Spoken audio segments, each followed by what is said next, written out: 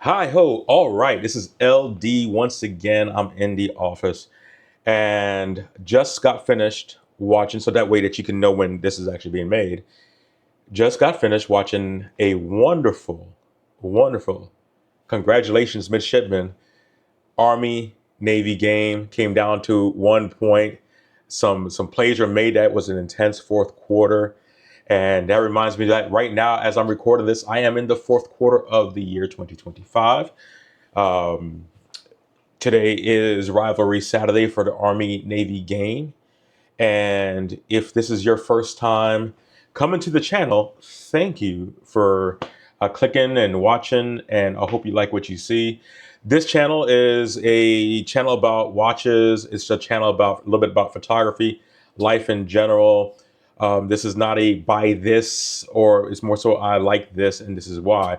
I like to get a discussion started. So you won't find too many stats. I mean, there's always going to be stats, but you won't find too many here. It's just really about a discussion on why I like certain things. And as I go through my journey, whether it's photography or whether it's watches, right now we're going to talk about watches though. I just want to set the tone. And if you have anything to input, let's converse. Write down in the comments. And if you like what you see, I invite you to like, I invite you to subscribe. I even invite you to probably hit some notifications to see when I post certain things. But in the meantime, in between time, I'll let you know what this is going on right now. So I'm in the middle of recording my end of year status of collection like everybody else at this time of year. I'm doing a little bit differently though. I am doing a kind of like a prequel and a two-parter, so to speak. I don't want to give it away. If you've seen the first video by this time, hopefully you have. If you've seen the first video at the time, you'll know why I say it the way that I do. But in the meantime, in between time, I want to talk about my most worn watch of 2025. I think that's what everybody's doing. So, hey, why not jump in? If you can't beat them, join them. And I would love to show you my most worn watch of 2025, but I don't have it. Is it still in the collection? Technically, it is actually out on loan.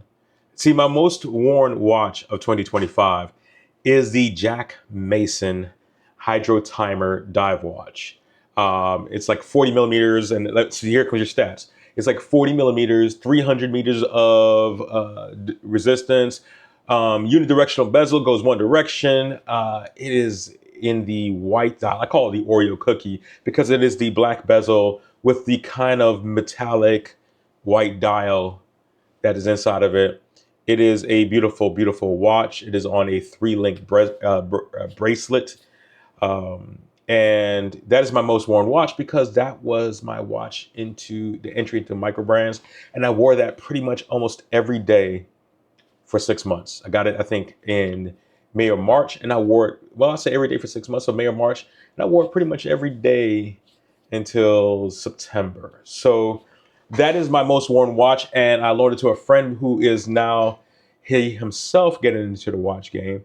And so to kind of set a baseline of how it feels to wear a watch, to go from a Apple Watch to a mechanical watch, I said, hey, how about this? I've now got my daily wearers and the watch that I tend to wear the most. And so today I want to, instead of talking about the Jack Mason, I'm going to talk about the 3 watches that I have worn at the fourth quarter of 2025.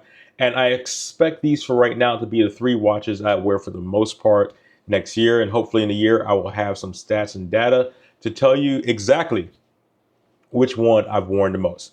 Without further ado, though, I'm going to tell you right now what's good about these. All of these watches, with the exception of one, came in the month of October at different times. So one watch came at the beginning of October, another watch came a week later, and then another watch came about a month later in November. So this is the reason why. And this will tell you how much I wear these watches and how um, it doesn't matter the order that a watch comes in. It just only matters how much you love wearing that watch. And I will tell you another thing, that all of these watches are off of their factory straps or bracelets and are on an aftermarket strap or bracelet. As a matter of fact, all of them right now, ironically, are on no plug or affiliate link. Just to let you know, they're on a strap habit strap. Um, quick check, wrist check. Oh, cool. So right now I got two wrist checks. I have these cufflinks that my wife had got me. All right. So these are, I don't know if that's going to zoom in right there, but these are kind of like tank style cufflinks, and they actually do keep the time pretty well. So I haven't had a problem. But I have the Studio Underdog mimosa because today was a brunch session. So I had the mimosa on my wrist, and this is from Crown, and this is a NATO strap from Crown and Buckle. I like the green. Something about green straps, green and black straps, I just absolutely like. So hey, that's what I got. Anyway, so my the number three worn watch that's going right now into the fourth quarter and the new year. Um, and I'm just going to talk real quick on these. So I apologize in advance. It is none other than the Timex Atelier Marine One. And I will say this. This is a weird watch for me. This is a weird watch. Like I said, I do have it on the strap habit, rubber strap. Um, this is a weird watch for me. And the reason why I said this is a weird watch is because for about $1,000, it gives you everything that a dive watch should have. That being said, it's a watch that is full of quirks. And when I say that it's a watch that's full of quirks, meaning that it doesn't have the best of everything. It's almost like if they did improve on like the movement, the bracelet, which is the bracelet is a nice bracelet, but if they improved on the movement, the bracelet, and a couple little things, the watch would probably cost twice as much. And so while I hate using the term for the price, I will say this. This is a watch that I would buy again, right? I do wear it. I do enjoy wearing it. I love looking at it. I like when it's on the wrist. It does wear comfortably. And especially on this rubber strap, it wears this FKM rubber strap. It wears exceptionally well. It flies under the radar. It is actually a really nice watch, and I like this. So that being said, once again, like I said, number three is the Timex Marine Atelier M1A. Now, number two. Now, out of these three watches, the Timex Marine M1A is the first watch that I got out of these three watches. It is the first one. Number two is the second one, and this is the Jack Mason Pursuit Pro. See, remember I told you the Jack Mason Diver, the Hydro Timer, was my number one watch all year. And that is the watch that got me into Jack Mason in general. And I tell you this, I love this watch. I love wearing this watch. This watch, now it comes on a nylon strap, a black nylon strap to begin with. That nylon strap has Velcro on it. I'm not a fan of Velcro. I changed it, put on a rubber backed kind of, I think they call this the hybrid strap from Strap Habit. But this watch wears so well, it's so robust, it's so dense. The crown feels good, the bezel, the count down and count up bezel. Like, so cool thing, and maybe I'm doing it the wrong way, but the cool thing about a count up, count down bezel is that yes, I can put the pip on the time that it is now. And then I can see from that point, if I have an hour, I can count down to an hour, but that's not where it's great. Where it's great is if I got 10 minutes, I can put the 10 on on right there where the minutes hand is. And then when the pip or the minute hand comes to the pip, I know that 10 minutes have passed by.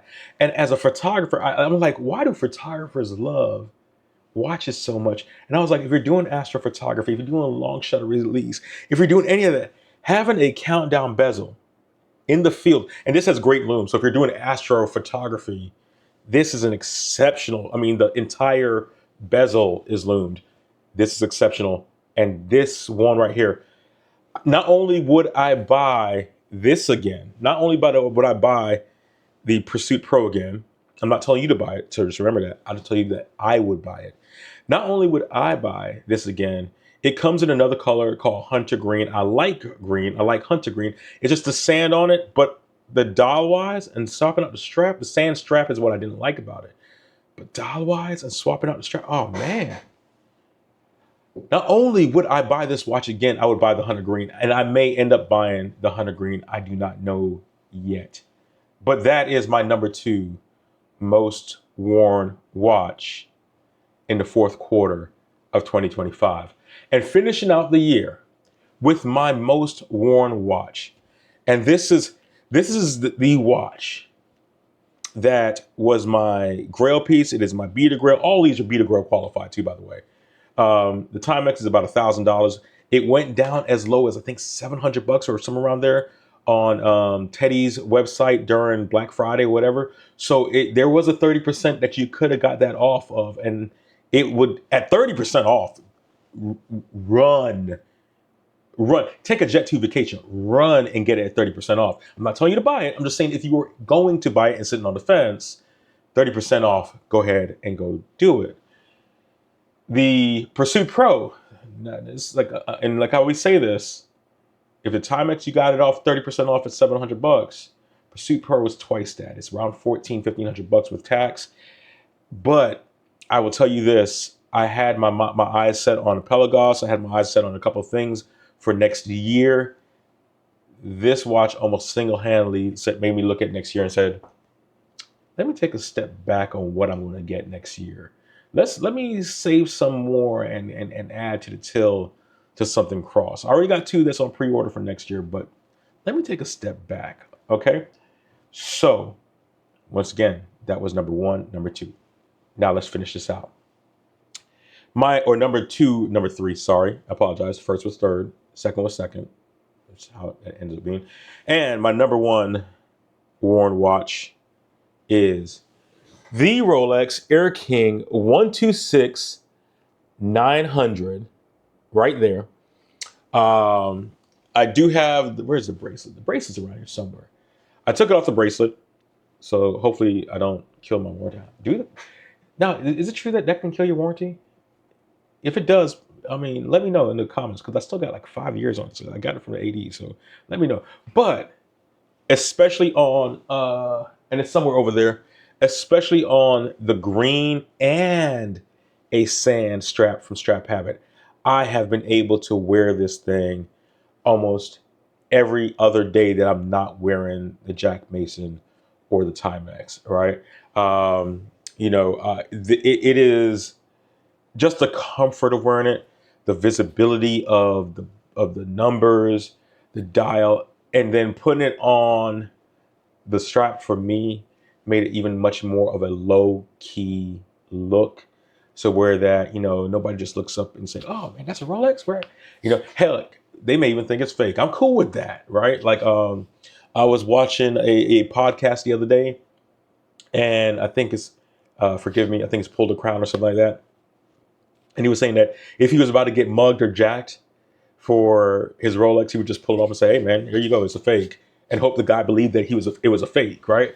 So to me, those are the 3 that I liked. Those are the 3 that I loved.